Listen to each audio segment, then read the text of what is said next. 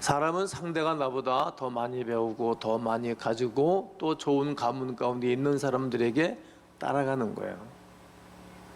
제가 노벤다마의 그 한 주제를 달랐는데, 미국의 아주 앵커, 그리고 이 다마를 잘하는, 사회를 잘 보는 그 사회자가 그 대통령이 나와서 대통령 되기 전에 이렇게 인터뷰를 하는데, 자기도 모르게 그 상대방을 따라하는 거예요. 어법과 어투를. 그 사람은 높고 나보다 신분이 높은 사람을 따라하기를 원한다는 거예요. 근데 모든 사람들이 볼 때, 베드로와 요한을 바라볼 때, 수준이 좀 떨어지는 사람들이 어떻게 저렇게 놀란 이야기를 할까? 그래서 그들이 의아하고 놀라워했던 것입니다. 그런 일들이 다 어떤 것입니까? 성령의 권능으로 일어나는 일입니다. 질문에 대답하는 설득력 있는 말을 듣고 이렇게 표현합니다. 사도행전 4장 13절을 다 함께 읽겠습니다. 시작. 그들이 베드로와 요한이 담대하게 말함을 보고 그들은 본래 학문 없는 범인으로 알았다가 이상히 여기며 또 전에 예수와 함께 있던 줄도 알고, 야, 저들이 본래 그 학력 없는 사람들 아니냐, 또 범인으로 우리가 알고 있다, 이상하다는 거예요. 이상하다 이 말은 정상적인 상태가 아니다 이런 거죠. 정상적인 상태가 아니다. 우리가 정신 이상된 사람을 이상하다 그러잖아요. 정상적이지 않다, 의심스럽고 알 수 없는 데가 있다, 도대체 이해가 안 가, 이런 말을 하는 것이고, 또 놀라서 이상하게 보는 것입니다.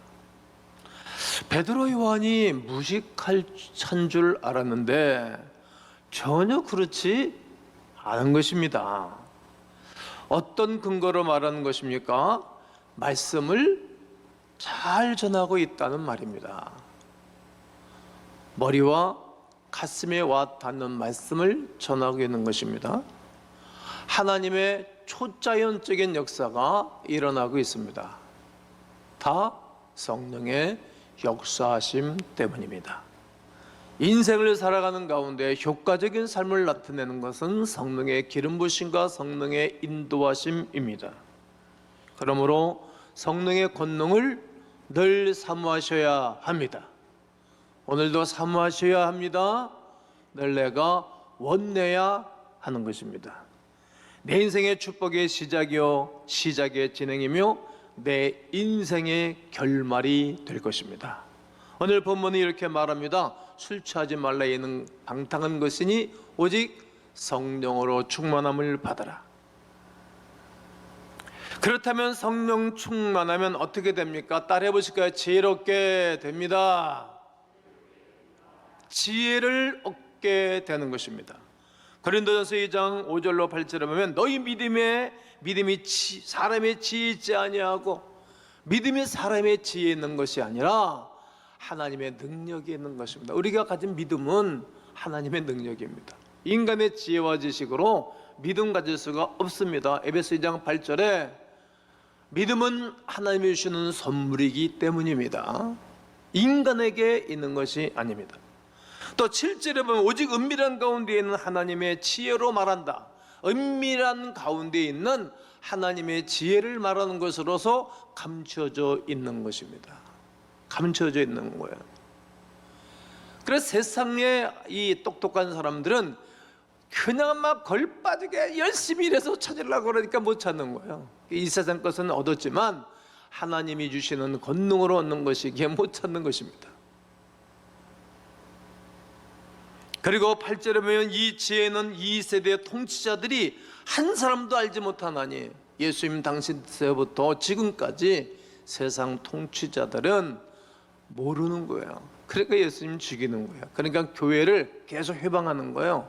예배 못 드리도록 하고, 만일 알았더라면, 예수가 누구인지를 알았더라면 영광의 주를 십자가에 못 박지 아니하였으리라. 저는 예수님 만나고 난 다음에 이 땅에 교회만큼 좋은 것이 없는 걸 알았습니다. 매일 교회 가서 살았습니다. 그냥. 왜? 내 영혼이 은증 입어 중환자진 벗고보니 슬픔만이 이 세상에 천국으로 바뀌었기에 초막이나 궁궐이나 그 어디나 예수님 모신 것이 하늘나라인 것을 알기에 그냥 기쁨으로 교회밖에 모르고 살았습니다. 목회하고 시작하고 난 다음에 내가 교회밖에 모르고 살았지, 내가 뭐 한 게 뭐 취미 활동한 게 있습니까? 뭐 더 잘하는 게 있습니까? 영광의 주를 십자가에 못 박지 않았을 거다. 예수 그리스도가 세상 통치자들도 누구인 줄 알았더라면 교회를 건드리지 못한다는 거예요. 무섭고 두렵기도 해서 말이죠. 십자가의 비밀은 인간의 지혜와 간언의 지혜로서는 알 수 없는 것입니다. 왕도 알 수 없습니다. 그러니까 요한복음 3장에서 니고데모라는 사람이 예수님께 나와서 영생을 물을 때에, 야 너는 간언으로서 이것도 알지 못하느냐? 너희가 물과 성령으로 거듭나지 아니하면 하나님 나라 볼 수도 없고 들어갈 수도 없다. 그럼 내가 어머니 못해 다시 들어갔다 나와야 되는 것입니까? 아야 너 네가 공부했다고 똑똑하다고 하는 국회의원쯤 되는 인간이길래 그렇게 모르니? 예수 그리스도로 말미암아 다시 거듭나야 된다는 것을 말씀하신 것입니다. 여러분, 열심히 연구한 학자도 알 수 없습니다. 바리새인 사두개인 알 수 없는 세계였습니다. 심지어 예수님의 제자들까지라도 그 비밀을 알지 못하다가 나중에 성령 세례 받고 은혜를 받고 난 다음 안 것입니다. 3년 동안 예수님을 따라다녔지만 전혀 자기들 고집만 피고 말입니다. 오합지졸입니다. 변화하지를 않습니다. 어떻게 십자가의 진리를 알 수 있습니까? 고린도서 2장 10절에 오직 하나님이 성령으로, 할렐루야, 따라하시겠어요? 오직 하나님이 성령으로. 한 번 더 시작. 한 번 더 시작. 그렇습니다. 이것을 우리에게 보이셨으니 하나님의 기쁜 것까지로도 통달하시는 것입니다. 우리가 하나님의 성령으로 충만하고 하나님의 마음 품으면 하나님이 원하시는 것을 알게 되었죠. 하나님이 무엇을 위해서 기도할 것도 알게 되고 나를 위해서도 어떻게 살 것을 알게 되는 것입니다. 나라를 위해서도. 목사가 기도를 하면 시대적인 설교를 하는 거에 성도들을 깨우는 것입니다. 저는 앞으로 대한민국이라는 나라가 어떻게 될 것을 대하여 바라보고 있는 것입니다. 늘 기도하고 외치는 것 아닙니까? 저도 적당하게 목회하고, 제가 나이도 이제 64살 아닙니까? 적당하게 목회하고 적당하게 사역하고 적당하게 쉬고 싶은 마음도 있지만 그게 목사입니까? 종입니까? 그리할 수 없는 것입니다. 여러분, 교회 다른 얘기, 편한 얘기만 할 수 있습니다. 얼마든지. 저는 교육학을 공부했기 때문에 여러분 그냥 편안한 설교 얼마든지 할 수 있고 그냥 적당히 할 수 있습니다. 그러나 그렇게 하면 나쁜 사람입니다. 나쁜 목사입니다. 하나님께서 성령으로 보이시고 깨닫게 하시고 알게 하시는 것입니다. 아멘이시죠? 성령 받지 않으면 예수님 알 수 없습니다. 성령 받지 아니하면 말씀을 알 수 없습니다. 성령 받지 아니하면 십자가를 알 수 없습니다. 왜요? 성령으로 이 하나님의 말씀을 기록했기 때문입니다. 신학교 선생님들도 성령을 받고 공부하고 성령 받고 공부하고 가르쳐야지, 그렇지 않으면 말입니다, 다 유괴 사람 만들어 놓는 거예요. 근데 공장에서 공장 레인이 잘못되면 말이면 다 불량품만 나오는 거 아닙니까? 레인이 똑바로 라인이 돌아가야죠. 우리가 성령을 받기 전에 성경 보는 거하고 성령 받고 난 다음에 성령 보는 거 완전히 다릅니다. 저는 성령 세례 받고 난 다음 성경을 하루에 10시간씩, 10몇 시간씩 기도하고 성경 보고 기도하고 성경 보고 이거밖에 안 했습니다. 저는 하나님이 지혜를 주셨습니다. 지혜를. 아무리 어려워도 제가 물러서는 거 봤습니까? 한 번씩만 끝까지 제가 합니다. 왜 그러죠? 하나님은 길을 여시니까. 새 길을 만드시는 분, 이런 찬양하잖아요. 예, 광야야 길을 내시는 분이고, 광야에 다 똑같아 보이지만 말이면 비가 오면 물길을 쫙 내시는 거예요. 내 인생에 이 길이 막히면 새로운 길을 내시는 거예요. 두려워할 것도 없는 것입니다. 예수님의 제자들도 이처럼 성령을 받고 난 다음부터 그들은 새로운 길이 열린 것입니다. 십자가의 비밀을 알게 되었기 때문에 결국 그들이 십자가를 지고 순교를 당하고 죽음의 길을 갔던 것입니다. 분명하게 알았습니다. 확실하게 알았습니다. 가슴 깊이 깨닫게 되었습니다. 십자가의 주님 알고 나서 세상에 나가서 비로소 이 복음을 전할 수 있게 된 것입니다.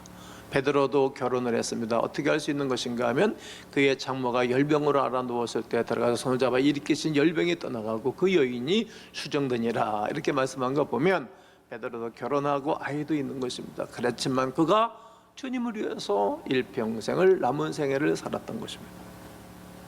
성령의 역사가 없으면 성경을 아무리 읽어도 설교를 아무리 들어도 하나님의 감춰준 지혜를 얻지 못하는 것입니다. 아멘 하시면 축복이 따릅니다. 성령 충만은 예수님을 알게 하고 믿게 합니다. 성령 충만은 지혜와 총명을 우리에게 넘치게 합니다. 성령 충만은 그 뜻의 비밀을 우리에게 알려줍니다. 성령 충만은 속사람을 능력으로 강건하게 합니다. 성령 충만은 모든 성도와 지식에 넘쳐서 그리스도의 사랑을 알게 합니다. 성령 충만을 구하는 것은 넘치게 합니다. 성령 충만은 하나님의 비밀 예수 그리스도의 비밀을 말하게 하는 지혜를 주십니다. 성령 충만은 지혜 축복 가운데 모든 것을 주십니다. 아멘이시죠? 그러므로 성령 충만함으로 지혜를 구하면 모든 것이 따라오는 것입니다. 세월 가면 갈수록 점점 좋아지는 것입니다. 두 번째는 성령 충만하면 어떻게 됩니까? 따라하실까요? 거룩하게 됩니다. 술 취함과 방탕함을 버리는 거예요.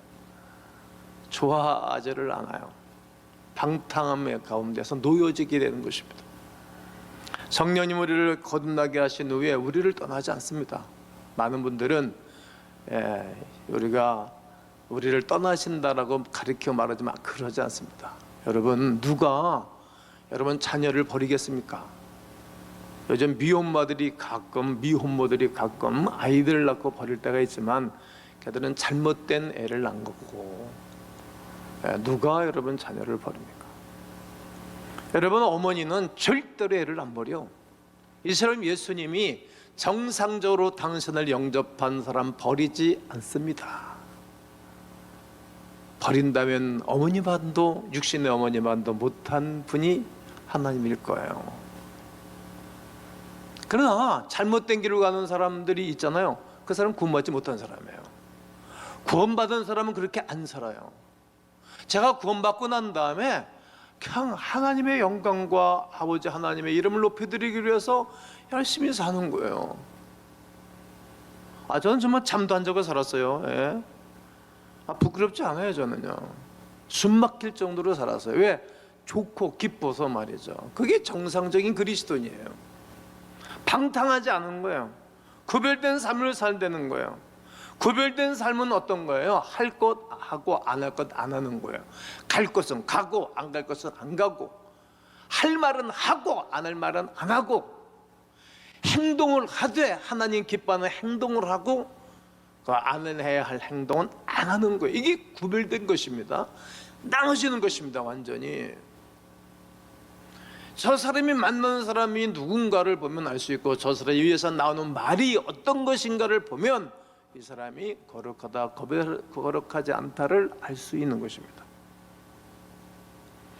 보혜사, 다른 보혜사를 너에게 주사 영원토록 너희와 함께 한다는 거예요. 그러니까 그분이, 성령이 우리 안에 와서 도시니까 그분과 함께 우리는 좋은 쪽으로 늘 가는 거예요. 제가 늘 가까이 얘기하잖아요. 제가 좋아하는, 존경하는 분이 목사님 야구 볼 때 누구 응원합니까? 난 멍하고 있는데 자기는 이긴 쪽을 응원한다는 거예요. 어떻게 보면 말이면 생각이 없는 거잖아요. 근데 하나님이 내 안에서 좋아하는 쪽을 내가 계속 가는 거예요. 그러다 보면 어느 날 보면 그냥 내 자신이 최고의 자리에 가 있는 거예요. 최고의 자리에. 아멘이시죠? 네, 왜? 그분이 나와 함께서 계속 돕기 때문에 그런 것입니다. 하나님이 도와야 되는 것입니다. 하나님이. 여러분, 교회도 하나님의 성령이 역사해야 되는 것이지 사람들이 해서 됩니까? 그런 것이 아닙니다. 구원받은 하나님의 사람은 하나님의 거룩한 성전이 되어가는 것입니다. 고린도전서 3장 16절과 17절을 다 함께 읽겠습니다. 시작. 너희는 너희가 하나님의 성전인 것과 하나님의 성령이 너희 안에 계시는 것을 알지 못하느냐? 누구든지 하나님의 성전을 더럽히면 하나님이 그 사람을 멸하시리라. 하나님의 성전은 거룩하니 너희도 그러하니라. 내 안에 계신 성령님은 나를 늘 새롭게 하는 거예요. 내가 새로워져서니까 옆에 있는 모든 환경도 새로워지고 사람들도 새로워지는 거예요. 그리고 나와 함께하는 모든 사람들도 새로워지는 것입니다. 우리를 늘 거룩한 하나님을 닮아가도록 성령님은 인도하십니다. 그런 의미에서 성도는 특별한 사유가 없다면 자신의 몸을 아름답게 꾸미고 단정하게 그리고 아름답게 귀하게 가꾸려고 노력도 해야 하는 것입니다. 여러분, 우리의 모든 것을 지상 외모주의를 말하는 것이 절대로 아닙니다. 모든 것을 잘 가꾸셔야 됩니다. 우리에게서 성령님은 우리가 목욕도 자주 하고 머리도 단정하게 하고 옷도 깨끗하게 늘 세탁해서 입고 음식도 알맞게 먹어서 매력을 유지하는 것도 기뻐하십니다. 또 자기 자신이 만족감을 갖습니다. 술 취한 건 여러분 하나님이 좋아하시겠습니까? 당당한 것 하나님이 좋아하시겠습니까? 결국은 자기도 자신을 혐오합니다. 주변 사람들이 다 싫어하는 것입니다. 이처럼 우리는 거룩한 가운데 살아가는 것입니다. 성령님이 계신 몸을 잘 관리하는 것도 성령 충만한 표지 중 하나입니다. 몸만 관리하는 것도 아닙니다. 우리의 생각도 우리의 마음도 관리해야 합니다. 거룩하게 말이죠. 하나님의 성전, 우리 자신을 더럽히고 거룩하게 관리하지 못한다면 우리 하나님이 멸하시겠노라고 오늘 17절에는 말씀하고 있습니다. 멸하면 여러분 단 한 가지잖아요. 멸한다는 말은 하나님 미워서가 아니라 그 영혼 사랑해서, 그 영혼 사랑해서. 환경적인 육신적인 어려우면 사람들이 영이 살아나요. 신기하죠? 하나님이 그렇게 만들어 놓으셨어요.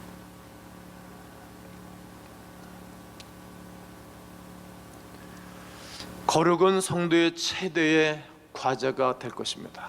거룩한 사람은 하나님의 능력을 부어주기 때문입니다. 그러므로 이렇게 한번 외치시면 좋겠습니다. 주여, 주여, 거룩하게 하옵소서. 성령이 충만하면 세 번째 따라오는 것이 있습니다. 무엇일까요? 꿈을 꾸게 됩니다. 꿈을. 사도행전 2장 17절에 하나님이 내 영을 내 육체에게 부어주리니 너희의 자녀들은 뭐 할 것이고 예언, 젊은이들은 환상, 너희 늙은이들은 뭘 꾼다? 꿈을 꿀 것이라고 말씀하십니다. 예언, 환상, 꿈 결국은 다 비슷한 말씀입니다. 왜 강조했을까요? 그만큼 꿈이 중요하기 때문입니다. 잊혀지지 않는 환상과 꿈인데 그것은 누가 주시는 것입니까? 주님께서 주시는 거예요.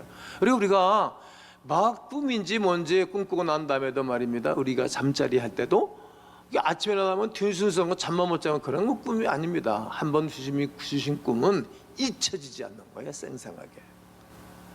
제가 청년 시절에 창세기 12장 1절로 4절에 하나님이 말씀하신 바 너는 복의 근원이 될 것이다. 이 말씀을 받고 내가 잊혀지지 않는 거예요. 그러니까 내가 가는 곳마다 저는 부격자 생활을 저는 세계교회에서 했는데 가는 데마다 나는 교회 부흥을 주도했어요. 네, 100%, 200%, 700%. 우리 교회도 죄송하지만 아무도 없는 데서 예배를 드리면서 이렇게 교회가 눈에 보이는 열매도 있고 여러분들이 계신 거 아닙니까? 꿈이라는 거예요. 복의 근원이라는 거예요. 또 이사야서 41장 10절에 13절에 보면 두려워하지 마라. 내가 너와 함께한다. 내가 너를 굳세게 할 거다. 내가 너를 나의 의로운 오른손으로 붙잡아 줄 거다. 내가 너를 타작기계처럼 쓸 뿐만 아니라 너와 다투는 자들은 찾아볼 수도 없고 볼래 볼 수도 없을 것이다. 나 부딪혀가지고 잘된 사람 없다는 거야. 난 그게 확신하는 거야. 내가 하는 것이 아니고 주님이 하시는 거라 이거예요. 그런 꿈들과 말씀을 주시는 것입니다. 무릎 꿇고 기도하는데 내가에게 사명을 주셨다. 내가 어떻게 합니까? 야, 내가 너를 무릎 꿇고 기도를 내가 시킨 거지 네가 하는 거 아니? 네가 언제부터 기도했냐? 왜? 그 주님이 말씀을 하시는 거예요. 여러분, 성령은 꿈을 주시는 영이십니다. 성령은 힘을 주는 영이요 도전하도록 하는 영이십니다. 하지만 악령은 깨는 거예요. 사람을 지치게 하는 거예요. 피곤하게 하는 거예요. 쓸데없는 에너지를 방출하도록 하는 악한 영이라는 거예요. 이렇게 큰 일을 할 때마다 여러분 늘 이렇게 문제가 터져요. 그랑 상관이 없어요. 왜? 기도하는 가운데 하나님이 피할 길을 주시고 감당할 시험만 주시니까 말이죠. 오히려 그로 말미암아 하나님 앞에 바로 서가고, 그리고 목사의 사랑의 리더십에 사람들이 굴복을 하는 것입니다. 참된 형제는 서로 좋은 꿈을 격려하는 것입니다. 가끔 다른 일을 향해서 나쁜 말을 하기도 하고 듣기도 합니다. 이렇게 그때부터 마음속에서는 소리 없는 전쟁이 시작되는 것입니다. 그 사람의 나쁜 말을 받아들여야 하는가?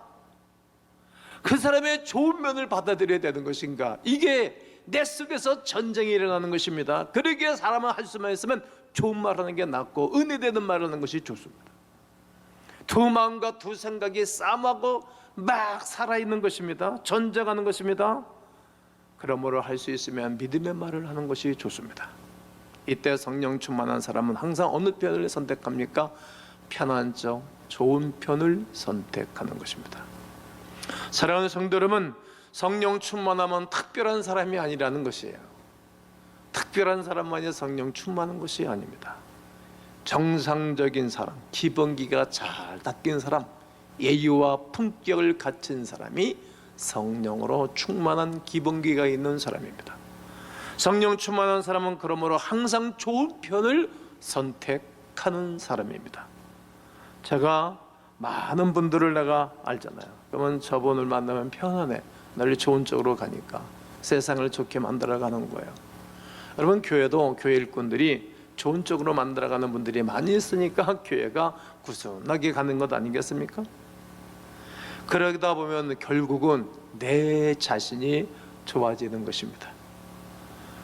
어떤 일이 있어도 여러분 꿈을 파괴하는 자가 되지 마십시오. 꿈을 격려하고 꿈을 응원하는 분들이 되셔야 합니다. 예수님께서도 꿈을 꾸셨습니다. 나를 따라오너라, 내가 너희를 사람 낳는 어부가 되게 할 것이라고 말씀하시고 그 꿈을 반드시 이루어 주셨습니다. 하나님 모든 사람이 구원을 받으며 모든 사람의 진리를 알기를 원하시는 분이십니다. 그 일들을 제자들이 꿈을 이루어 드린 것입니다. 여러분, 꿈은 거룩한 꿈을 꾸되 그 꿈을 이웃에게 수출하십시오. 입을 넓게 열고 구하고 찾고 그 꿈을 다른 사람들의 패스하는 것입니다. 건네주십시오. 교회는 꿈과 희망을 주는 곳입니다. 성도가 예배를 통해 얻는 것이 있습니다. 꿈이요 환상입니다. 변화되는 꿈, 축복받는 꿈, 세계적인 위대한 하나님의 일꾼이 되어주는 꿈, 영광스럽게 되는 꿈, 축복을 나눠주는 꿈을 꾸셔야 됩니다. 그런 사람으로 살기로 결단하시는 것입니다. 요새처럼 절대 포기하지 않는 것입니다. 포기하면 주님도 어쩌면 포기하는지도 모릅니다. 승리할 때까지 여러분 울지도 마십시오. 승리하는 날, 그 우리 하나님 앞에 영광 돌리는 날, 그날 우십시오. 그러면 기쁨과 평강이 넘칠 것입니다. 성령이 우리 안에 거하셔서 늘 우리에게 소망을 주시는 분이시기 때문입니다. 성령 충만은 우리에게 모든 것을 채워주시는 것입니다. 교회 생활도, 가정 생활도, 사회 생활도, 경제 생활도 성령님을 통해서 하나님의 사람들에게 채워주시고 부어주시는 분이십니다. 잘 될 것입니다. 고린도서 15장 58절 성경을 읽고 저는 설교를 마칠 것입니다. 다 함께 읽습니다. 시작. 그러므로 내 사랑하는 형제들아, 견실하며 흔들리지 말고 항상 주일에 더욱 힘쓰는 자들이 되라. 이는 너희 수고가 주 안에서 헛되지 않을 줄 알미라. 성령 충만한 사람은 견실하며 흔들리지 않습니다. 언제까지 그렇게 흔들 인생을 살 수 있겠소? 젊으면 젊을수록에 흔들되면 안 되고, 나이를 먹어가면 먹어갈수록 흔들되면 본인이 비참해지고 보는 사람들도 피곤하고 하나님이 얼마나 또 쟤는 또 어떻게 내가 손을 대야 되냐, 얼마나 힘들겠어요. 인생을 그리 살 수 없는 것입니다. 열심히 살아가는 것이 성공의 길이요 성공자의 삶이요 성령 충만한 삶이 아닐까요? 예수님께서 백성들의 구원의 길을 향하여 끝까지 죽으신 것입니다. 죽으셔야 죄가 죽으니까. 그리고 죄 없으시사 누가 하나님의 부활의 영광에 동참하고 참여하게 하신 것입니다. 특별히 이번 임직을 준비하면서 우리 모두 이러한 분들, 성령 충만한 분들, 온 교회가 응원하면서 한 덩어리로 하나님의 거룩한 복음적인 일꾼들이 되기를 원합니다. 우리 교회가 시동과 부흥의 시동을 보고 달려가야 될 것입니다. 이 모든 일들은 성령 충만하면 여러 가지 축복이 따라옵니다. 중에 지혜와 거룩과 꿈이 여러분 예수 그리스도의 이름으로 여러분 가운데 충만하시기를 주님의 이름으로 축원합니다.